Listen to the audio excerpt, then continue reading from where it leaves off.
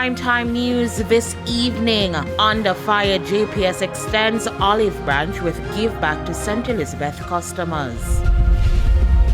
Monroe College to reopen a week late due to damage from Hurricane Beryl. And a probe underway after small plane crashes in Kingston.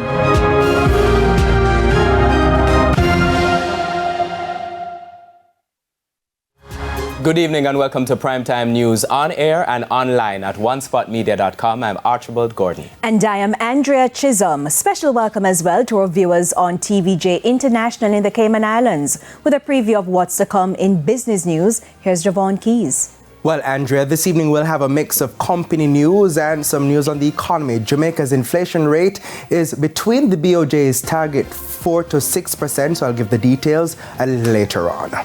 Thank you, Keys. And Jermaine Brown has a preview of what's coming up in Primetime Sports. Thank you, Archie. Well, the West Indies batters were impressive on the opening day of the second test. Well, the bowlers were impressive, but the batters, well, not so much. We'll give you the details a bit later on. Well, we'll rally around the bowlers.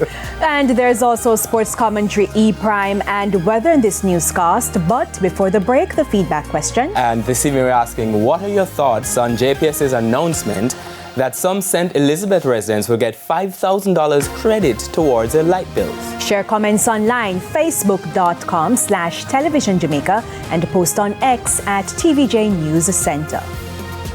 Stay with us, the news in detail right after the break.